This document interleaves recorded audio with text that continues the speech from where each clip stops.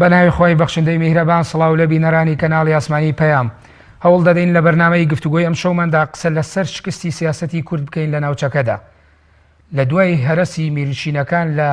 ناوەڕاستی دووەمی سەدەی 19ەمەوە هەروەها دروستبوونی بزوتنەوەی ڕزگاری خوازی کوردی و شۆرش و ڕاپەڕینەکان کورد جۆرێکی دی لە مامەڵەکردن لەگەڵ دەوڵەتەکانی ناوچەکەدا بۆ دروست بوو بە تایبەتی هەریەک لە وڵاتانی عێراق و وڵاتی تورکیا و هەروەها لە دوای جەنگی یەکەمی جیهانیەوە جۆرێکی دی لە مامەڵەی دیبلۆماسی و لە سیاسەتکردن و بەرخۆدان بۆ سیاسەتی کوردی لە ناوچەکەدا دروست بوو بەڵام دەبینین بە شێوەیەکی گشتی کورد سەرکەوتوو نەبووە لە شۆڕشەکانە سەرباری دڵڕەقی و ستەمکاری نەیارەکانی بە هەمان شێوە بەشێک لە فاکتەرە ناوخۆیەکان و فاکتەرە خودی و زاتیەکان کاریگەری نێگەتیڤیان هەبووە لە سیاسەتکردن لە ناو بزافی ڕزگاری خوازی کووردە و هەروەها هاتنی هێزە نێودەوڵەتیەکان بۆ ناوچەکە بەریتانیا فەڕەنسا ئەمریکا ئەڵمانیا وڵاتانی تری زلهێزی خۆراوایی بەڵام دەبێ بپرسین ئایا بۆچی کورد نەیتوانیوە سیاسەتێکی سەرکەوتوانە بکات لە مێژووی خۆیان بۆچی دەبێ مێژووی کورد هەمیشە دووبارە بێتەوە ئێستا حاڵی حاصل لە ناوچەکەدا بە شێوەیەکی گشتی بە تایبەتی لە ناوچەکانی ڕۆژاوای کوردستان و باکووری کوردستان و باشووری کوردستان بە شێوەیەکی گشتی سیاسەتکردنی کوردەکان لەگەڵ دەسەڵاتدارەکان و هەروەها لەگەڵ وڵاتانی زلهێز سیاسەتێکی تا ڕادەیەک ناسەرکەوتووە بە واتایی کە سیاسەتێکی یەکگرتوو نیە و استراتیژێکی بەهێز و دوورمەودا لە پشتیەوە نییە ئێمە هەوڵ دەدەین لە بەرنامەی گفتوگۆی ئەم شەوماندا ئەم باس و خواسانە شلۆڤە بکەین بە میوانداری هەریەک لە بەڕێزان کاک شوان هەورامی ئەندامی ناوەندی لێکۆڵینەوە و چاپەمەنی تۆڕی میدیایی کۆمەڵ مامۆستا کامەران بابانزادە مامۆستای زانکۆ بەخێربێن بۆ ستۆدیۆی بەرنامەی گفتوگۆ بەخێربێت مامۆستا کامەران سەرباری ستەمکاری نەیارەکانی کورد و دڵڕەقیان بەرامبەر بە میلەتی کورد بە تایبەتی لە هەر چوار پارچەکەی کوردستانە بە تایبەتی لە ماوەی زیاد لە سەدەیەکی ڕابردووە لە دوای ئەوەی کە ئیتر شۆرش و ڕاپەڕینەکان بە تایبەتی شۆڕژی شیع عوبەیدوڵای ناهری دروستەوی و پێشتریش تەنانە بەدرخانیەکان کە هێزە نێودەوڵەتیەکان دێنە ناوچەکەوە سەرباری ئەوانە تا چەند یعنی کەم و کورتی لە گوتاری یەکگرتووی کورد و هەروەها نەتوانینی وە تەنکبیرکردنەوەی سیاسەتی کوردی لە بەرامبەر نەیارەکانی خۆیانەوە بەرامبەر هێزە نێودەوڵەتیەکانە لەلایەن خودی کوردەوە بۆ خۆی پەیڕەو کراوە بنای خۆی گەورە میهرەبان جارێ کە ئێستا کاتی مۆندیالە با بڵێن گەرچی من تابعی ناکەم بەڵام ئەم تیمەی کە لە شکستەکەی دەیەوێ هەموو هۆکاری شکستەکەی بخاتە سەر بە هێزی گۆڵچیان بەرگریەکەی بەرامبەری هیچی نەخاتە سەر ئەستۆی تیمەکەی خۆی بە تاکید ئەمە هێزی شکست خواردووە کە نەیتوانیەوە نەقدی خۆی بکات لەبەرەوەی هەموو هۆکارەکان دەگەڕێتەوە بۆ خۆی ئەجینا هێزی بەرامبەر هەمیشە لە هەوڵی دۆڕانی ئەم و هەوڵی سەرکەوتنی خۆیدایە سەبارەت بە کورد و هێزە نەیارەکانیشی چاوەڕێی ئەوە بە هێزە نەیارەکانی ئاسانکاری بۆ بکەن بە زەیان پێدا بێتەوە سەرکەوتنی بۆ تۆمارکەن ئەمە لە واقعی سیاسی و ململانی و بەرژەوەندەکاندا محاڵە بۆیە ئێمە بین هەموو شکستەکان هەڵواسین بە هۆکاری نەیارەکانی دڕندایەتی نەیارەکانی من پێم وایە بەوە ناگەێنە نەتیجە ئێمە دەبێت بینەوە جارێککە لە ئەنجامی نەقد لە خۆگرتن دیڕاستی ئەم بابەتە بکەین سەبارەت بە هەندێک زارەوە کە زەناب دووروژاندت یەکەمینیان مۆزوع استراتیژیەت کە چۆن بتواندرێ ئایندە ئێستا و ئایندە ڕابردوو ئێستا و ئایندە بە یەکەوە ببەسترێتەوە ئەمە بە هێزێک دەکرێت کە بتوانێت نوێنەرایەتی هەموو کورد بکەن کورد نەک لە دوای ڕوخانی میرنشینەکانەوە کە بە درێژایی چارەجی دووەمی سەدەی 19 خایان 1926ەوە تا 1950 ئەو ماوەیە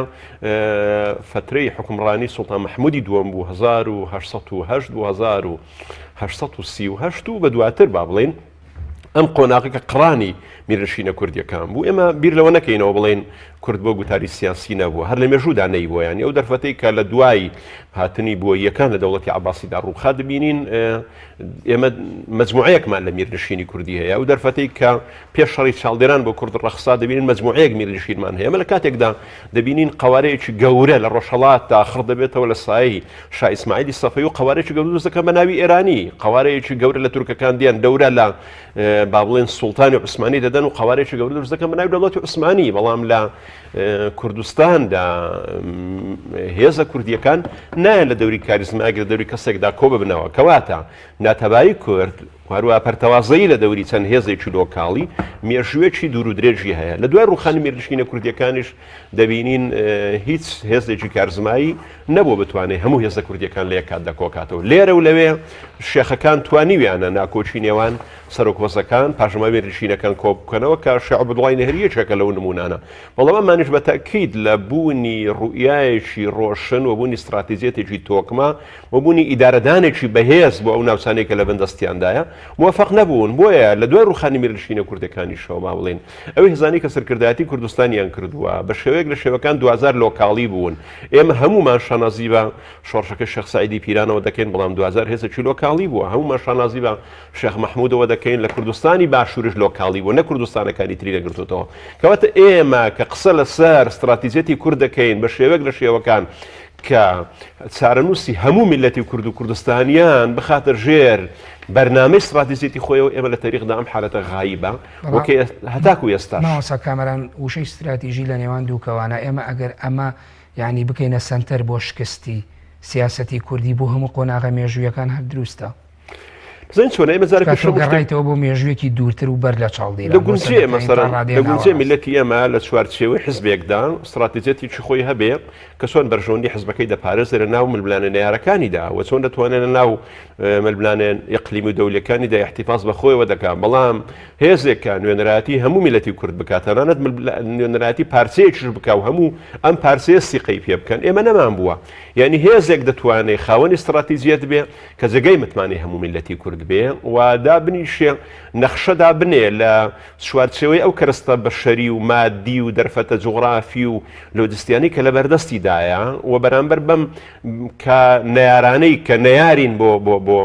ڕووخاندنی پلانەکەی دابنیشێ بەرنامە دابنێ کە لەناو ئەم نەیارانە لەناو دەرفەتە بەردەستانە پاشی لە ئێستاوە بۆ 10 ساڵی تر دەگوزێت چی بکە بۆ 20 ساڵی تر دەگونجێت چی بکە ئێمە ئەم دەوڵەتانی کە لە سەدەی 20دا دروست بوو هەمیشە ئیسرائیلمان وەکو نمونەیەک لە بەردەستا ئیسرائیل وەکو نەیارێکی ئێمە وەکو نەیارێکی ئومەی ئیسلامی بەڵام خاوەنی استراتیژیت بۆ دامەزرانی دەوڵەتی ئیسرائیل خۆی قسە لەسەر استراتیجیەت دەکەن استراتیجیەت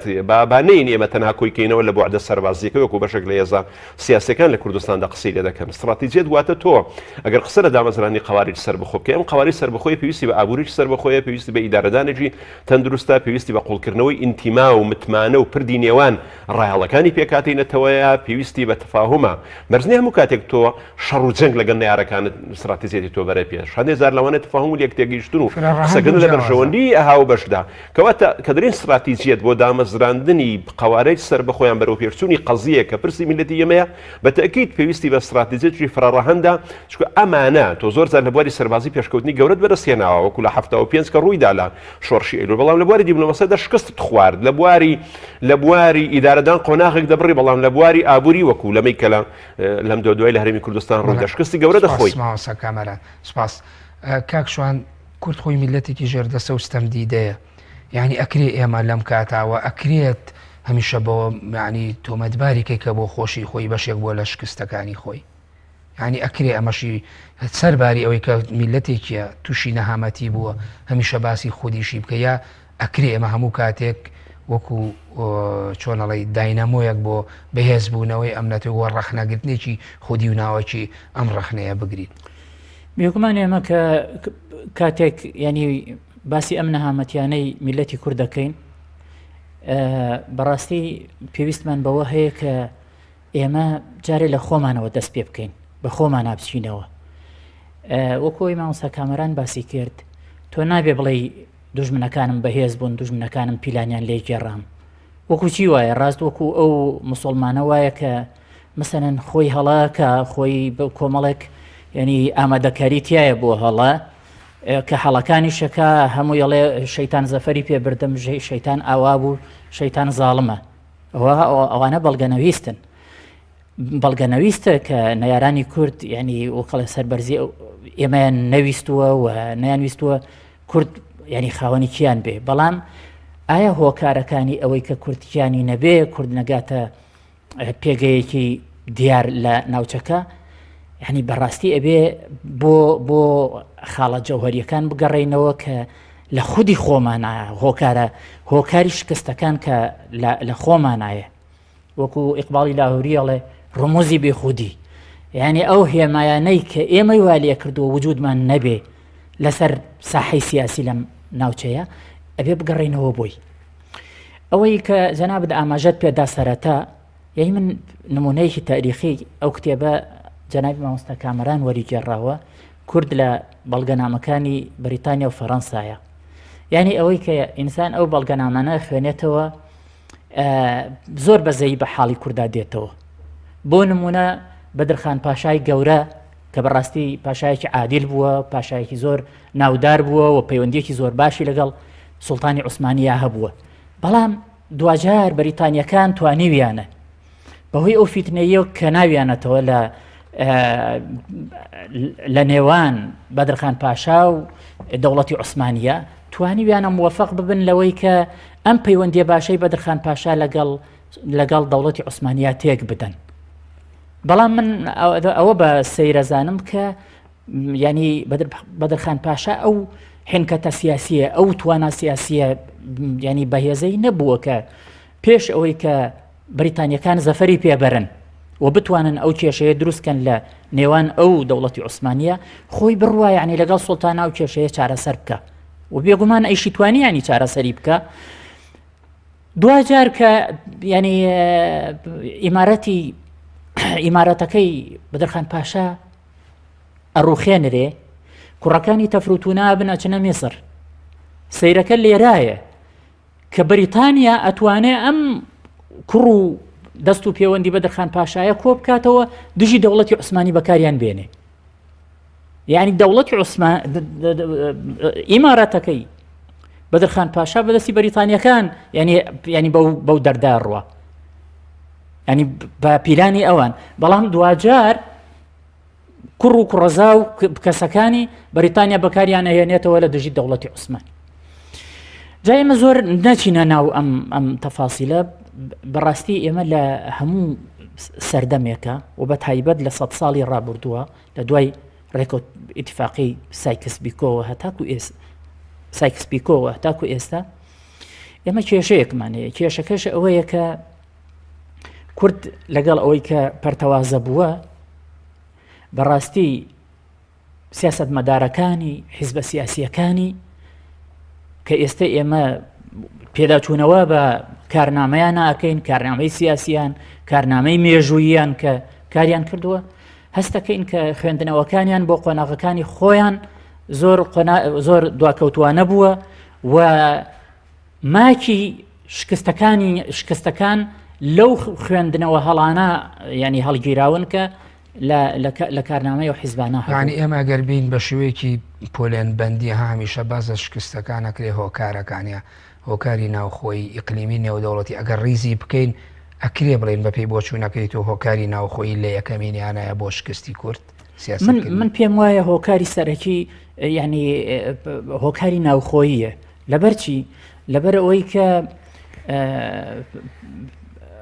ئەوەی کە مامۆستا باسی کرد مەسەلەی ئیسرائیل کە تۆ دێی تاریخی ئیسرائیل خوێنیتەوە هەر هەمووی بە بەرنامە هەنگاو بە هەنگاو یعنی بەنووسین هەیان بووە، بە فیکر هەیان بووە، بە کاربۆکردن هەیان بووە، دواتر بە ئامادەکاری سیاسی، ئامادەکاری ئابووری و ئامادەکاری واقعیانە بە پلان. بۆ نمونە لە بنگۆریانیان پرسی کە ئێوە ئایا لە جەنگی جیهانی یەکەمە ئەوە دەرکەوت کە ئێوە بلفۆر ئەو وعدەی پێدان کە بەڵێنی بلفۆر ئێوە ینی دوای جەنگی جیهانی دووەم چی ڕووەدا؟ وتی جەنگی جیهانی یەکەم بوویە هۆیەوەی کە ئێمە بەڵێنی بلفۆر وەرگرین، بێگومان دوای جەنگی جیهانی دووەم دەوڵەت ئیعلانەکەین. ئەمە نیشانە چیە؟ نیشانەی ئەوەیە کە بەرنامەکانیان زۆر یعنی ڕوون بووە، زانیویانە هەنگاو بە هەنگاو چۆن لەگەڵ سیاسەتی نێودەوڵەتیە ئەڕۆن. ئەوە با ئێمە وەکەڵێ خۆمان قیاز نەکەین لەگەڵ ئیسرائیل، چونکە ئەوان وەکەڵێ ڕێکخراوی زایۆنیستی هەموو دنیای لە پشتە و هەموو اقتصادی دنیایان کۆنترۆل کردووە و وڵاتانی غەربیان کۆنترۆل کردووە و ئەبێ بڵین یعنی ئەوان وڵاتانی غەرب بەڕێوە ئەبن و ئەوان کۆنترۆڵی سیاست و اقتصادیان کردووە ئەمڕۆ لە دنیاە.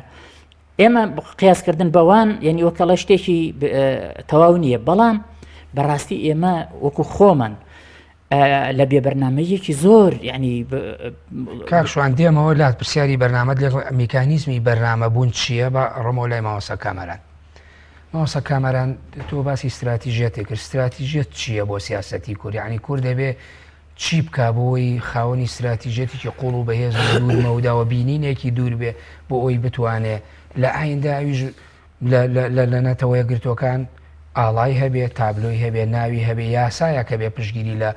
لەو چوارچێەوە لەو جوگرافیە دیاری کراوە کە ئەو خاکەی کە لە سەرژی ناوی دەوڵەت بێت. خۆی گرفتی ئەمەوە چۆن بتوانین ئەم وشانە سادە بکەینەوە لە ئاستی تێگەشتنی بیسەرانی ئەم پرۆگرامەدا بێ. خۆی استراتیژیت لە ئەسڵدا وشێکی سەربازیە، یعنی منەظەمەیەکی سەربازی دەستگایەکی سەربازی چۆن بیر لە گەشەسەندنی خۆی دەکاتەوە کە لە ڕووی مەشقەوە لە ڕووی ئەوەی پێ دەوترێن نەوعیەتەوە لە ڕووی ژمارەوە چۆن بتوانم هێزە بەهێز بکە لە سەقف زەمانێکی دیاریکراوە دەبیگەێنێتە ئاستێک کە خۆی نەخشەی بۆ دانراوە بەم کەرەستە بە شەری و مادیانی کە لە بەردەستیدایەتی بەم توانە مدەڕیب و ڕاهێنەرانی کە لە بەردەستیدایەتی. ئەمە دوایە وشە وردە فراوان کرا لە زاراوێکی سەربازی و بە زاراوێکی سیاسی و بە زاراوێکی ئابووری بوو بە زاراوێکی کارژێڕی و بوو بە زاراوێکی پەروەردەی ژێن مواساتی پەروەردەش لێنە موشەیە بەکاردێنن واتە تۆ بەم کەرەستانی لە بەردەستدایە تموح و خواست و خۆزگەکانت بۆ ئایندەیەکی دوور بۆ ئایندەیەکی نزیک بۆ ئایندەیەکی مامناوەت چەندە تۆ چۆن دەتوانانی نەخشەیەک دابنی لەم ئایندە نزیکە لەم ئایندە مامناوەندیە لەم ئایندە دوورە ئەم خواستانە بەدەست بێنی بەم کەرەستانی کە لە بەردەستدایەوەتە تۆ چۆن دەتوانانی توێشووی ئەم ڕێگایە کە بەرەو ئایندەکە دەڕۆی بتوانی خواستەکانە دابین کەی بەتەکی لە دابینکردنی ئەم خواستانە دابینکردنی ئەم گەشە سندانە تۆ دەبێ وەکو فرە ڕەهەند سەیری بکەی نمونەیەک بێنینەوە مەسەڵەن 2029 تۆ خواست و استراتیژیت دامەزرێنی دەوڵەتت هەیە دەبێ بیر لەوە بکەیەوە تۆ لە ماوەی 10 ساڵ دوای ئەمە ئەم قوارەیە چی لێ دەکەی لە ڕووی موسساتیەوە، چی لێ دەکەی لە ڕووی ئابووریەوە، چی لێ دەکەی لە ڕووی پەروەردەیەوە، چی لێ دەکەی لە ڕووی ئینتیما و ئینسجام و پێکەوە ژیانی پێکاتەکانیەوە و چی لێ دەکەی لەو کۆسپانەی کە نەیارەکانی دروستی دەکەن، چی لێ دەکەی لەو کۆسپانەی کە لە ئاستی ناو خۆت دروست دەبێ بەفعلی لەو ماوە دیاری کراوەدا مڕاجعەی ئەو نەخشەیە دەکەیەوە کە چەندە ئەنجامت داوە. با نمونەیەک بێنەوە کە کورد و غیابی استراتیژیت کورە غیابی ڕوئیا لەگەڵ یارەکانی ئەمن تەنها ئەمە ئەوکو بەرچاوڕوونیەک بوو لەو کاتەیدا بەسم لە بێبەرنامەی میلەتی ئێمەیە لە بەرامبەر لەم بارودۆخەیدا وڵاتانی ئەوروپی رووسیا بە پێی کۆمەڵی ئیتفاقیە کۆدەنگ بوون لەسەرەوەی کە پشتیوانی لە یەکپارچەی خاچی دەوڵەتی عوسمانی بکەن لە سەردەمی سوڵتان مەحموودی دووەم لە سەرەتای سەدەی 19.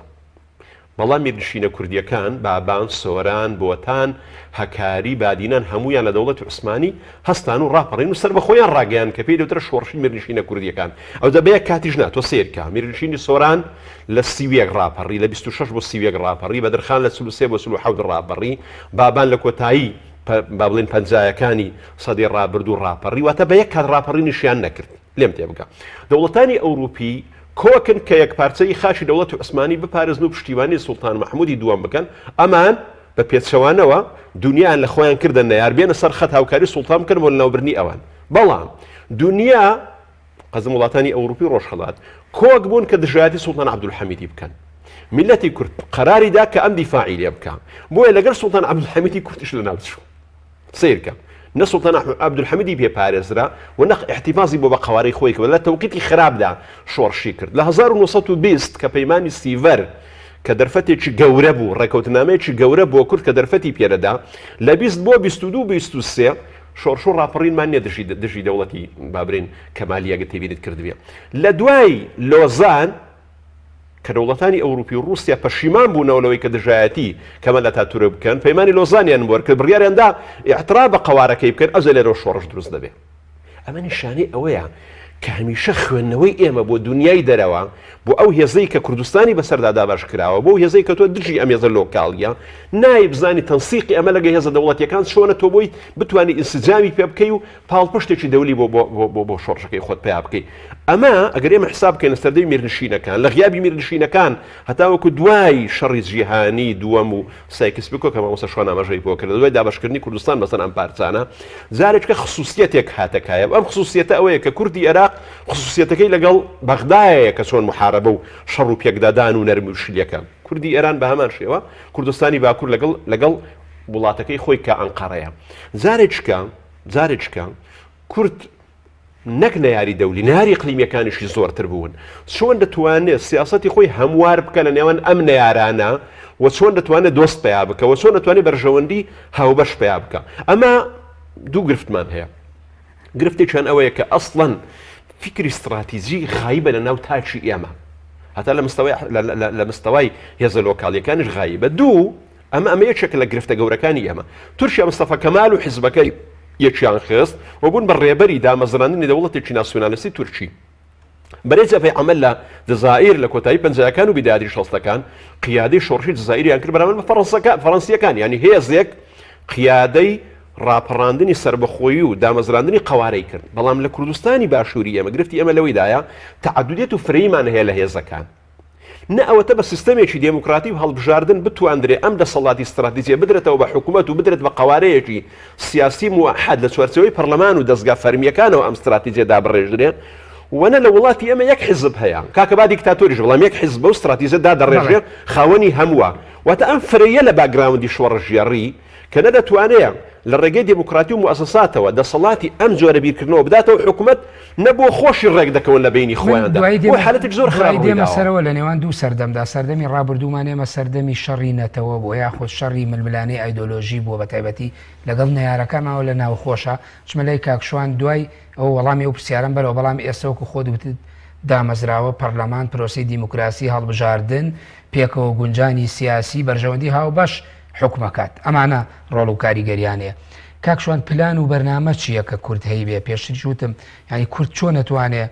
خاوەنی پلان و بەرنامەوە نمونەی ئیسرائیلت تێنایە و باس جەخت لەوە کردەوە کە ئێمە بەراوردیش ناکرێت بەڵامان توانیان بە شێوەیەکی پلان بۆ داڕێژرا و لە ماوەی زیاد لە 50 ساڵە لە جەنگی یەکەمی جیهانی و 1940 بۆ 18 لە دوای جەنگی دووەمی جیهانی لە 48 تایتر کە جەنگی دووەمی جیهانی کۆتاییان دەوڵەت 45 دەوڵەتی ئیسرائیل دروستەکرێت یعنی ئەمان بە پلانێک نزیکەی بە نیو سەدەیەکی کاتەوە ئەم پلانە کورد چۆن نەتوانێت خاوەنی پلان بێ ئەگەر نمونەیەکی ئیسرائیلێکی بچووکشی بۆ بێینەوە نەتوانین بەراوردیشیکەین بەو هێز و قووەتە گەورەی کە لە جیهانە پشگیری لە ئیسرائیل و لە جوولەکەیەکان ئێمە بێ نمونە بە خۆمان بێنینەوە ئێمە لە مێژووی 50 ساڵی ڕابردووی خۆمانە ئێمە ڕێکەوتنامەی 1970مان هەیە ئازاری 1970 ڕێکەوتنامەی شۆڕشی کورد لەگەڵ حکوومەتی بەعس بەیانی 11 بەیانی 11 بەداخەوە هەر ناوی بەیانەکەش یعنی ئەوە خۆی ئیشکالی لەسەر ینی شکستێکە بۆ کورد کە ئەبوو بە ڕێکەوتنامەی ئازار ناو ببرێ بەڵام بەعس کردی بە مەکرۆمەیەک کە گوایە ینی ئەو خۆی ینی هەستی کردۆ بەوەی کە بێ مافی کورد بدا ینی ئەوە ینی بچووکی کرد پێم وایە ینی وەکەڵەیەوە یەکێکە لەو هەڵانەی کە بەسەر دانوستانکاری کووردا تێپەڕیوە کە ئەوەی قوبوڵ کردووە ئێمە ئەبێ بین سیرکەین لەو کاتەی هەلومەرجی ڕێکەوتنامەی ئازار بخوێنینەوە لەو کاتە کە ڕێکەوتنامەی ئازار کراوە کورد لە بەهێزیە بوو بەعس لە ئەو پەڕی بێهێزیە بوو 2 ساڵ بوو هاتبوویە سەر حکم ئەویست پێگەی خۆی بەقووەتکە ئەویست ژیانی سیاسی و عسکەری و ئابووری لە پەروەردەیش لە عێراقا بکاتە ژیانێکی بەعسیانە ئەمە اینجا دوای ئەوە تەجروبەی تاڵی 1963 لە بەردەما بوو کە عەبدولسەلام عارف کودەتای بەسەریانە کرد ئەمان ئەیانەویست کاتێکیان بەدەستەوە بێ خۆیان بەقووەت بکەن و ئابووریان بکەوێتە دەست نەوت خۆماڵی بکەن سوپا پاکسازی بکەن عێراق ینی وەکەڵێ سەرچاوەیەکی چەکی بەهێزی بۆ بدۆزنەوە کە ئەو کاتە دیاریان کردبوو لەگەڵ یەکێتی سۆڤێتە هەموو ئەمانیان لە نەزەرا بوو ئەوە بوو سەدام حوسێن هەموو تەنازولێک ئامادە بوو بیکا بۆ شۆڕشی کوردستان لە پێناوی ئەوەی کە ئەم مدەتە ئەم ماوەیەکی دەستکەوێت بەکات بکات ئەم کاتێکی دەستکەوێت کە ئەم کارتانە بەدەست بێنێ کە باسمان کرد دەی دیار بوو ئەوان ینی لەوا سەرکەوتوو بوون ئیتفاقەکەیان گەیاندا ینی واژۆکردن ڕێکەوتنامە ئیمزاکرا کە کورد لە ئەو پەڕی هێزیا بوو یعنی کورد دەیتوانی دەستکەوتی گەورەتر بەدەست بێنێ ئەیتوانی مەسەلەن لەگەڵ حکوومەتی عێراقا ینی بەو شێوەیە مامەڵە نەکاکە کردی بەڵام لەبەر ئەوەی بەداخەوە ینی ڕۆیایەکی ڕوون لە بۆ دانستانکاری کورد لە ئارایان نەبوو خوێندنەوەیەکی هەڵەیان کرد بۆ ئەو ڕێکەوتن نامەیە ئەوە بوو کورد تووشی نەهامەتێکی گەورە بوو بەعەس لە ماوەی 4 ساڵە کە دانرا بۆ جێبەجێکردنی ڕێکەوتن نامەی ئازار بەعەس لە ماوەی ئەو 4 ساڵە ڕێکەوتن نامەی ستراتیژی لەگەڵ یەکێتی سۆڤێت ئیمزا کرد نەوتی خۆماڵی کرد ژیانی لە عێراقا کۆنتترۆل کرد و کردیە بەعسی جێشی پاک کردەوە و خۆی بەهێز کرد لە حاڵەتێکی ئاوەهایە زۆر بەهێز یعنی وەکەڵێ عێراقی کۆنتترۆل کرد بەڵام شۆڕژی کورد لەو کاتێک کە ئیتفاقی ئازار ئیمزاکرا ئەیتوانی داواکاری بکە و وەزعی خۆی نەبەسێتەوە بە 4 ساڵەوە بەڵکو بڵێ ئەبێ ینی بە زووترین کات ئەم ڕێکەوتن نامەیە جێبەجێ کرێ بەڵام بەداخەوە ینی ئێمە هەمان جا گرفتەکان لە چیایە گرفتەکان ئەوەیە کە ئێمە هەمان ینی تەجروبە دێتەوە بەسەرمانە بۆ نمونە لە ڕێکەوتنامەی ئازارە مەسەلەی ئامار هەبووە کە ئاماری بڵین کەرکووک ینی جێبەجێ کرێ ئامارێک لە کەرکووک بگیرێ بە پێی ئەو ئامارە دیاری بکرێ کە کەرکووک ئایا بەشێکە بێ لە هەرێمی کوردستانی ئۆتۆنۆم یا بەشێکە بێ لە عێراق لە دوای 6 مانگ حکوومەتی عێراقی داواکە ئاڵێ بۆ ماوەیەک با ئەم ئامارە دواخین بۆ ئەوەی ئامادەکاری باشتری بۆ بکەین یعنی کورد ئیسراری نەکردووە لەسەرەوەی کە ئامادەکاری نەکرێ کورد ینی تەسلیمی ئەو ئەمری واقعە بووە و کاتەکەیان دواخستووە ئێمە ئەبینین هەمان ینی ڕووداوی 1970 دووبارە لە مادەی 140 ڕووەداتەوە دوای چەندین ساڵی تر دوای چەندین ساڵ کە ئێمە مادەیەکمان هەیە ناوی مادەی 140 کە ئەبوو لە ماوەی ساڵێکا جێبەجێ کرێ ینی ئەوە تا هەتا ئێستاش جێبەجێ نەکراوە و بەغا ینی وەکەڵێ دەستی بە کوردەکە هۆکارەکەش چییە؟ هۆکارەکەش من یەکێک لەو وەفدانەی شاندانەی کە چوو بووە بەغدا بەداخەوە ینی کە زۆرینەیان یەکێتی و پارتی بوون و نوێنەری حیزبەکانی تریان تیا بوو یەکێکیان بۆی گێڕامەوە کە کاتێ چوونەتە لای نووری مالیکی گلەییان لێ کردووە کە تۆ مادەی 140 جێبەجێ ناکەی و مماتەلەکەی بە میلەتی ئێمە ئەڵێ نووری مالیکی وتی من ئامادەم هەر ئێستا ئەم وەفدەی کە هەموو حیزبەکانی کوردستانی تایە با بڕۆین بەلای سەرۆک مام جەلال من پارەم تەرخان کردووە من هەموو ئەو شتانەی کە مادەی 140 خستوێتە سەرۆکی حکوومەت من ئامادەکاریم بۆ کردووە بەڵام هەر خۆتان کورد خۆی ئەڵێ ئەم لەم کاتی جێبەجێکردنی مادەی 140 نییە و هەر خۆتان دواتان خستووە ئەگەر ڕاستەکەن فەرمون با بڕۆین ینی وەکەڵێ خۆتان لە دەمی جەنابی مام جەلال ئەمە لەم ساڵانەی دواییە جا مەبەستم چیە مەبەستم ئەوەیە نەکە ئەوەی کە ئێمە خوێندنەوەکانمان لە قۆناغە مێژوویەکانە خوێندنەوەی هەڵەن بەداخەوە ینی ئەم خوێندنە هەڵانە لە قۆناغی تریشە بە هەمان شێوە دووبارە بنەوە بەڵێ کاک شوانەگەر ئەمە بگوازینەوە بوون بۆ استراتیژێتێکی نەتەوەی لە ئاسی پارچەکانی تری کوردستانیشە ئایا ئەمە هەڕاستە بۆ مامەڵەکردن و نەتوانین و نەبوونی دەرەتانێکی مامەڵەی سیاسی و دیبلۆماسی لەگەڵ هێزە گەورە نێودەوڵەتیەکان و هێزە ئیقلیمیەکانی ناوچەکەش بۆنە لە تورکیا لە سووریا تا ڕادێک لە ئێران یعنی ئێمە توانی ومانە استراتیژیانە بەرخوردی ئەو گۆڕانکاریانە بکەین کە لەو شوێنانە شاڕویانەوە ئێمە توانین ینی ئێمە بۆ نمونە ئەگەر زۆر بە کورتی باسی بکەین لە تورکیا ینی فرسەتی زۆر باش هاتە کایە دوای ئەوەی کە ئاشتی لە نێوان پارتی کرێکارانی کوردستان و تورکیا هاتەکایە باکووری کوردستان هێور بوویەوە و گوندەکان گەشانەوە و یعنی ژیان جوتیاری و ئاژەڵداری و ئەوانە گەڕانەوە بۆ کوردستان یعنی ئەمە فرسەتێکی زۆر لەبار بوو بۆچی بۆ درێژەدان بەم قۆناغە بەڵام بەداخەوە یعنی ئەڵێم زۆر بەداخەوە لە دوای هەڵبژاردننی حوزەیرانی 2015 یعنی ئێمە ئەبینین هەدەپە ینی هەڵەیەکی زۆر گەورەی کرد لەوەی کە خوێندنەوەیکی هەڵی بۆەوە کرد کە گوایە ئەکپارتی بەرەو ڕوخانە ڕوە وڵە هێزە نێودەوڵەتیەکان لێ قوبوڵ ناکەن و هێزە ئەردوغان بەرەو ڕوخانە ڕوە ئەوە بوو دەمیرتاش ینی وتی من ئامادەم لەگەڵ مەهەپە لەگەڵ جاپە ئیتیلاف بکەم بەس لەگەڵ ئاکەپە نایکەم لەو کاتێک کە تورکیا لە خراپترین دۆخی ئەمنیە بوو لەگەڵ رووسیا ینی احتیمالی ئەوە هەبوو کە رووسیا تۆڵی لێ بسەنێتەوە ینی دەمیرتاش ینی هەڵەکەی ئەوە بوو لە مۆسکۆوە هەڕەشەی لە ئەردۆغان کردوتی ئەبێ بڕوە ئەبێ بیڕوخێنی دەی ئەگەر بەهاتە باو ینی خوێندنەوەکەی ئەوان ینی بەو ئاقارا بڕۆیشتایە بۆ یەکەمی جار لە مێژووی تورکیایە کورد بەشداری بکردایە لە کابینەی حکوومەتی تورکیایە ئەمە خۆی بۆ خۆی سەرکەوتنێکی معنەوی بوو ئەمە یەک دوو شەڕی لە کورد ئەو شەڕی کە ینی قرار بوو تووشی کورد بێت تووشی نەئەبوو سێم ینی مانەوەی ئاشتی لە باکووری کوردستانە خۆی بۆ خۆی سەرکەوتنێکی گەورەیە بۆ کورد ینی هەر شەڕ نەبێ دەستکەوتی ترنا هەر شەڕ نەبێت ینی ئەمە دەستکەوتێکی گەورەیە بێگومان ینی وەکە شەڕبوونەوە لە باکووری کوردستانە چەند زیانی هەبوو زیانێک لەوە کە کاتێکە سوپا شەڕ ئەبێ تەدەخولەکە لە کاروباری سیاسیە کوردستان میلیتاریزە ئەکرێ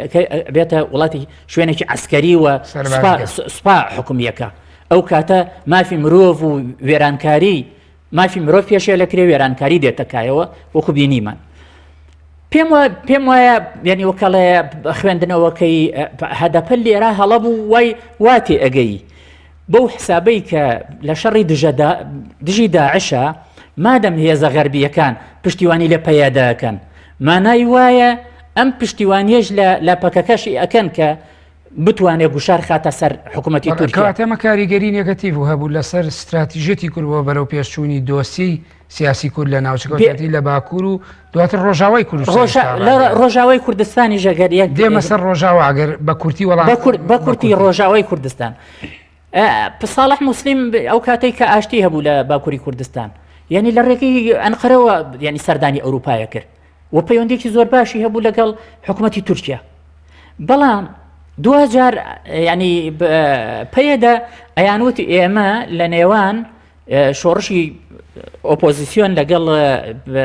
ڕژێمە ڕێگەی سێمان هەڵبژاردووە ئێمە بێلایەنین خۆی بۆ خۆی بەڕاستیمە جێگەی پرسیارە لە نێوان جەلاد و قوربانیە تۆ بڵێ من بێلایەنم یعنی ئەوە ڕەخنەیەکە لە پەیەدا ئەژیرەیەەکە بۆ ئەو خۆناکە بەڵام ئەوان وتیان ئێمە ڕێگەیەکمان هەڵبژاردووە ئێمە نامانەوێ وەکو ئۆپۆزیسیۆنی سووریا بکەین ئەو ململانەیە لە نێوان تورکیا و لە نێوان سووریا هەیە بیگوێزینەوە بۆ سەر خاکی سووریا ئێمە ئەمانەوێ ینی بێلایەنی لە خۆراوی کوردستانە وەکەڵێ بچەسپێنین بەڵام بەداخەوە ئەوەی کە ئۆپۆزیسیۆنی سووریا ئەوان ئۆپۆزیسیۆنی سووریان پێ تۆمەتبارە کرد خۆیان بۆ خۆیان دوای ئەوەی کە شەڕی پەکەکە لە باکووری کوردستان دەستی پێکردەوە ئەو سیراعی لە نێوان پارتی کرێکارانی کوردستان و حکوومەتی تورکیا بوو گوێزایانەوە بۆ خۆراوای کوردستان نەتیجەکەشی ئەمەی ئەفرینەکە ئەیبینین ئەوەی منبەجەکە ئەیبینین و ینی نەگوازرێتەوە بۆ کۆبانی و شوێنەکانی دوور نییە زۆر نزیکە نەک دوور نیە زۆر نزیکە ئێمەوەمان لەبیر نەچێت چەندمانگە لەمەوە پێش ئیدارەی ترامپ وتی ئێمە سووریا بەجێ هێڵین تازە شەڕی داعش تەواو بووە ئەوە داخوازی سعودیەکان و ئیماراتیەکانە کاڵن ئێوە بمێننەوە ترامپیش ئەڵێ ئێوەژە بێ ینی تێچوونی مانەوەی هێزەکانی ئەمریکا لە سووریادا ینی وەکڵی دێمە سەرەوە شکاکشوان بەداخەوە هێزە خۆراوایەکانیش ئەمریکا و هەروها ڕووسیاش ئەخلاقیانە لەگە وڵاتی چووک و تورکیا زۆرجار ڕێکەوتنەکەن لەوانەیە لەسەر هەندێک ئەوە دوای دێمە ڕیشەیەکی مێژووی ماوسە کامەران ململانەکان لە ڕابردووەوە گوتم لەوانەیە بەشێکی ئەم تێکەڵکردن و ئاوەژوو بوونە ئەو بێ ململانەی ئایدۆلۆژی و ململانەی نەتەوەی و سیراعاتێک بووە لەسەر بنەمای چەسانەوەی نەتەوایەتی بۆی کورد بەڵام ئێستا ئەمەوە جەنابەت باسی ئەوەت کرد بەر لەوەی بچمەوە لای کاکشوان باسی دامەژراوە و دیموکراسیەت و پەرلەمان و پەنابن بۆ هەڵبژاردن و ئەمانە کرد. ئایا بە بڕوای تۆ بۆ استراتیژێتی کورد ئەگەر لە ڕابردووە استراتیژیکی نەتەوەی نەبوو بێ ئێستا بۆ پێکەوە ژیان و بەرژەوەندی هاوبەش لە یەک شوێنە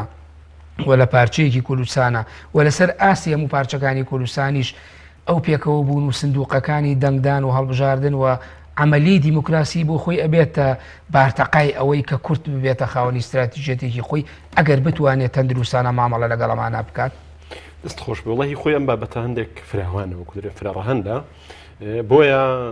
زۆر زەرکە ئێمە قسە لەسەر بابرین ئەمەی کە جەنابەت باس لێەوە کە کورد غیابی بەهۆی ناتەباییەوە غیابی استراتیژێتێکی نەتەوەیی هەیە. دائیمەن ئەگەر لێرە و لەوێ لەم بەرنامەیدا تەنها تەرکیز لەسەر غیابی نەبوونی استراتیژێتێکی نەتەوەیی بکەین ئەوە پێم وایە دەگەین بە ئەنجامێکی زۆر باش. چەند لە قسەیەک پێ دەڵم ئەو وڵامی پرسیارەکردەمەوە بۆی کە بیسەران و بینەران لێرەوە بەرچاوڕوون من لەو مەزەلەی کە لە واقعی ئەمڕۆ ئێمەدا هەیە. من دەڵێم تەکمیلەی قسەکەی کاک شوانی برام کوردستانی ڕۆژئاوا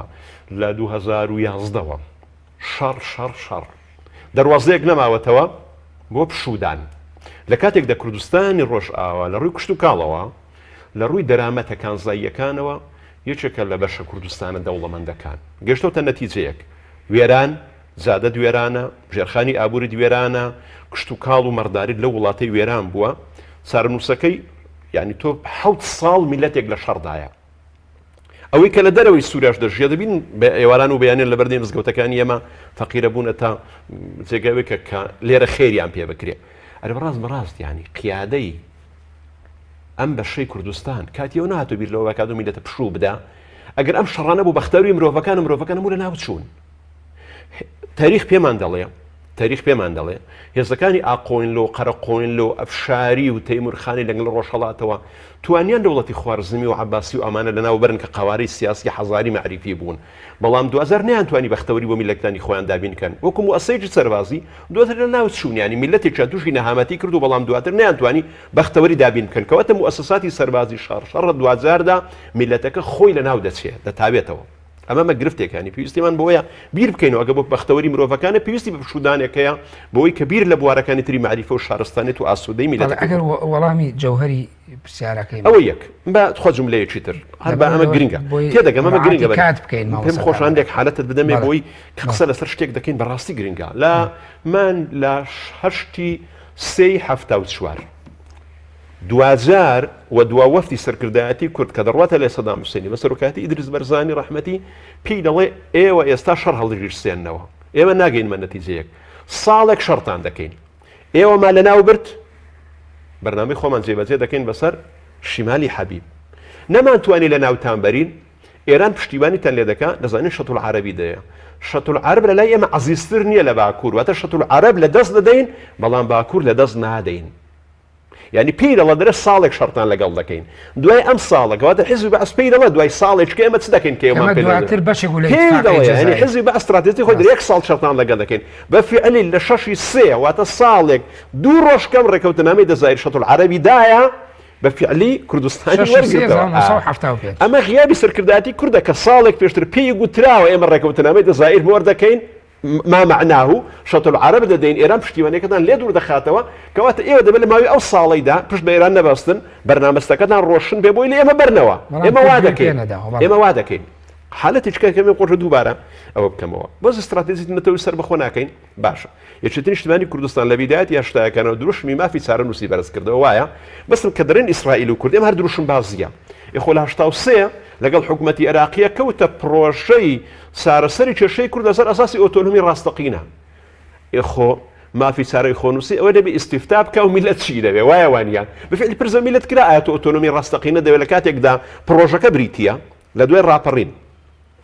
فیدراڵی هاتەکایەوە ئەگە تێبینێت کردوێ ئەرە ڕاپرسی لەسەر کرامادە مافی چارەنووسە نەخێر باشە تۆ وەرە دواتر لە 2005 میلەتی ئێمە بە ناڕاستەخۆ لە ڕێگەی نخبەی ڕۆشنبیری خۆ دەنجیدا بۆ سەربەخۆی کوردستان ئەگەر لە بیرت بێ وایە و دەنگەکە نیسبەتی زۆرتری هێنا بەڵام سەرکردایەتی کورد بازیدا بەسەر مافی چارەنووس و پرسی سەربەخۆی لەگەڵ بەغدا ڕێکەوت و قیادەی کوردی دەنجی بۆ دەستورەکەی عێراق لەو دەنجی بۆ کۆ کردەوە وایە باشە ئەمە هی دەبێ ڕاپرسی بکە لەکە ڕاپرسیەکە وا دەڵێ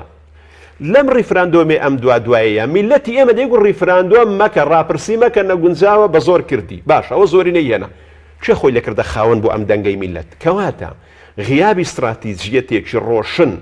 غیابی مامەڵەکردن لەگەڵ ئەم دروشمانی بەرزی دەکرێتەوە یان دروشمەکان دروشمە هیچ کە لە گۆڕێنە جیاوازی ئێمە و ئیسرائیل ئەوەیە دەوڵەتی دروست کرد لە 7ەوە بۆ 38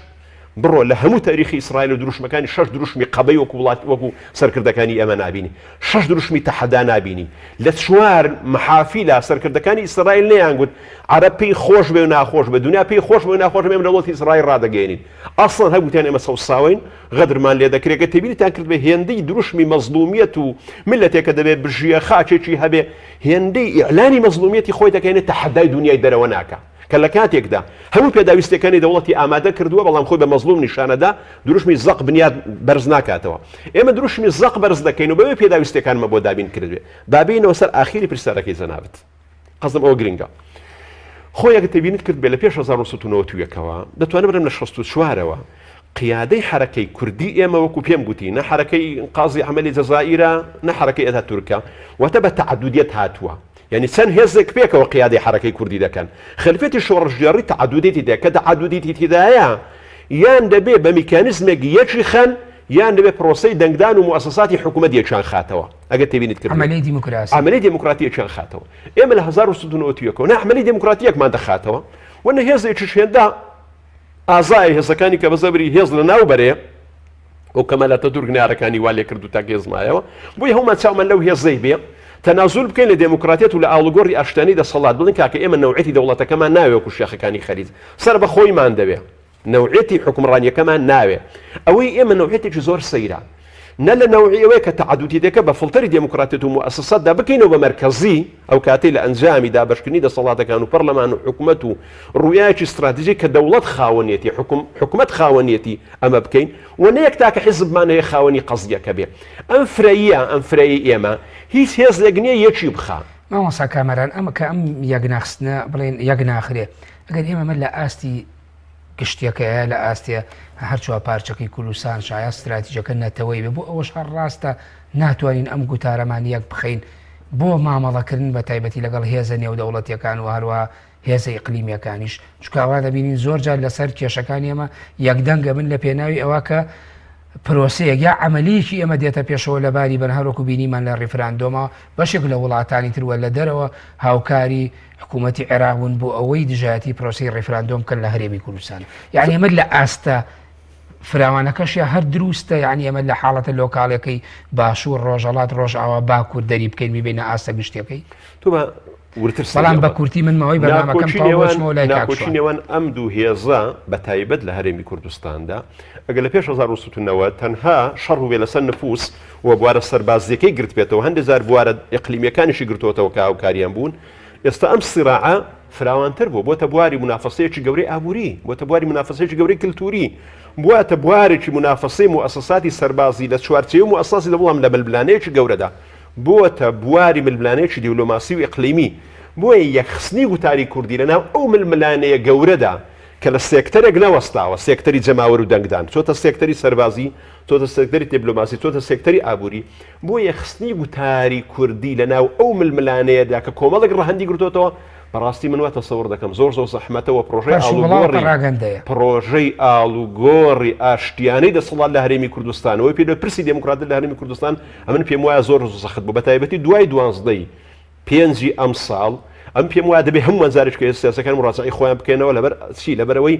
ئەمە گەیوەتە ئەو ئەنجامێک چکە ئەمە تەنها حالەتێکی ئاسایی نەبوو حالەتێکە بۆی کە بۆتە ململانەیەکی وەکو شەڕی ساردی 44 بۆ 89 با بڵێن نێوان ئەم دوو سەرە بەڵێ کاک شوان ئەمە هەروەکو لە کاک لە مامۆستا کامەرانم پرسی ئەمەش لە ئاستە گشتیەکەی ئەمە پێشتریش تۆ باسی ڕۆژاوە باکووریشی کرد یعنی ئەمە ئەکرێ بڵێن ئەمە شکستێکە لە ئاستێکی گشتیەکە دووچاری کورد بووە کە لەو هەموو منبلانێ ئابووری و سیاسی و منبلانەی کە هێزەکان لە ناوچەکە ئایکان و یاری بە بارودۆخەکان کورد هەر دووچاری زەرەر بۆ استراتیژێتێکی گەوری لە دەستداوە لە ناوچەکەدا خۆی ئێمە یەکێک لە گرفتەکانمان ئەوەیە ئێمە ئێستا لە ساڵی 92 هەتاکو ئێستا خاوەنی بەحساب ینی حکوومەت و پەرلەمان و ئەوانین وەکو مامۆستا کامەران ئاماژەی پێدا ئێمە نەمانتوانیوە بنەماکانی دەوڵەتداری بچەسپێنین حکوومەت ناڵم ینی بنەمای دەوڵەت بۆ نمونە وەکەڵێ ئێمە بتوانین ئابوووریەکی بەهێزمان هەبێ بتوانین پەروەردەیەکی بەهێزمان هەبێ دامەزراوە ببینە خاوەنی دامەزراوە کە یعنی ببێتە جێگەی ڕێز و تەقدیری دنیا ئاعترافمان پێ بکە کە بڵێ بەڕاستی ئەمانە شایستەی دەوڵەتن نەکەوەی کە ئێمە لە هەموو لیستێکی پێشێلکاری مافی مرۆڤ ناوی هەرێمی کوردستان بێت ئەمە ئەوە لایەنێکی تریشی بەڕاستی بەداخەوە یعنی زۆربەی زۆری حیزب پێشڕەوی کۆمەڵگەکانن لە دنیاە بەڵام لە لای ئێمە بەداخەوە حیزبە گەورەکان بوونەتەوەی ئەوەی کە پڕیزی میلەتی ئێمە ینی وەکەڵێ تێکداوە ئێمە بۆچی کۆنگرەی نەتەوەیی ناتوانین ببەستین خۆ کۆنگرەی نەتەوەیی یا گوتاری نەتەوەیی بەو مانایە نییە کە بڵێن یعنی هەموو پارچە یەکسەر بەخۆی وەرگێ ینی کوردستان ببێتە یەک پارچە ئەوەتانی ینی ئەلبانی نەژادەکان دەوڵەتی ئەلبانیاشان هەیە و دەوڵەتی کۆسۆڤۆیشان هەیە دوو دەوڵەتن و هەردووکیان ئەلبانی نەژادن یەک زمان یەک کولتور یەک دین و مێژووشیان هەیە میلەتی ئێمەش تەنانەتی ئێمە کە یەک مێژوومان هەیە یەک کولتور و جوگرافیامان هەیە ئەمە ئێستا بە پیلانێکی جیهانی ئەم ناوچەیەدا بەش کراوە بۆی هەیە لە خۆرهەڵاتی کوردستان مەسەلەن گوتارە نەتەوەییەکە داخوازی ئەوە بکە کە لەوێ کوردانی خۆرهەڵات بە ئیرادەی خۆیان مەسەلەن ئۆتۆنۆمیان بوێ بۆی هەیە هەرێمی کوردستان مەسەلەن ئەم حاڵەتەی کە ئێستا هەیەی ئەمە تەبەنی بکە باکووری کوردستان ینی وەکەڵێ شێوازێکی تری حکومڕانی وەربگرێ بەڵام باسی کە کۆنگرە ئەکرێ و باسی گوتاری نەتەوەیی ئەکرێ گرنگە ئەوەیە ستراتیژێکی نەتەوەیی هەبێ بۆ پشتیوانی لەم گوتارانە بۆ ڕێکخستنی ئەم گوتارانە نەک ئەوەی هەموو کورد یەک داخوازی هەبێ من بەرنامەکەم کۆتایی پێ هەر بە کورتی ئەگەر جوابی ئێوەشم بیتەوە پێشتریش وتم و پرسیارت لێکم ینی ئێمە لە ئایا لە ململانە نێودەوڵەتیەکانی بە تایبەتی وڵاتانی وەکو بەریتانیا و هێن ببوورە ئەمریکا و رووسیا کە بە تایبەتی لە ڕێکەوتنەکانیاندا لەگە وڵاتێکی وەکو تورکیا و لەسەر حسابی هەندێک لە بەشەکانی کوردستان ئێمە لەمەش شکستمان خواردە وەڵام بە کورتی وەڵام بەرەو ماوەی بەرنامەکەم ئێمە لە سەردەمی یەکێتی سۆڤێتە کە کورد ینی زۆر هیوای بەوە هەبووە لە سەردەمی مەرحومی شێخ مەحموود نامەیان ناردووە بۆ لینین یعنی زۆر ئومێدیان بەوە هەبووە کە پشتیوانی لە کورد بکەن و ئەوان نامەشیان هەبووە بۆ پشتیوانی لە داخوازی گەلانی خۆرهەڵات بەڵام لەگەڵ ئەوەشە وتویانە کورد نۆکەری بەریتانیایە لەبەرەوەی ئێمە پشتیوانی لە ئەتاتۆرکەکەین و ئەتاتۆرک یعنی ئەبێتە هۆی ئەوەی کە دیوارێک لە نێوان یەکێتی سۆڤێت و پیلانی بەریتانیەکان دروستکە لە هەمان کاتە بەریتانیەکان کورد شۆڕژی کورد و چاوساوەیی کوردیان بە بەشێک لە پیلانی یەکێتی سۆڤێت زانیوە دژی ئەو کیانانەی کە دروستیان کردووە لە ئێستاشە بەداخەوە ئێمە بینین مەسەن بۆ نمونە پێدا مەسەن بۆ نمونە خۆراوی کوردستان بێنینەوە ڕۆژگارێک پێدا علاقەی خۆشە لەگەڵ رووسایە ئەو گوندانەی کە لە خۆراوای منبەجن سەیرەکەی لەسەر داخوازی رووسیا تەسلیمی ڕژەمی بەشار ئەسەدیانەکەن ئێستا علاقەی خۆشە لەگەڵ ئەمریکاڵە چۆڵیکە ئەو شوێنەی کە چۆڵەکرێت تەسلیمی تورکیا ئەکرێ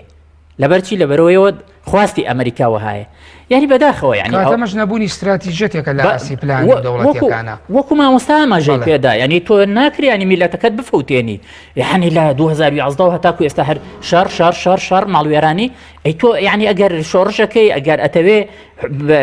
فەرمانڕەواییەک حکومڕانیەک دروستکەی خۆ بۆ میلەتی خۆتی دروستەکەی بەڵێ زۆر سپاس بۆ کاکشوان هەورامی ئەندامی ناوەندی لێکۆڵینەوە و چاپەمەنی تۆڕی میدیایی کۆمەڵ سپاس بۆ مامۆستا کامەران بابان زادە مامۆستای زانکۆ سپاس بۆ ئامادەبوونتان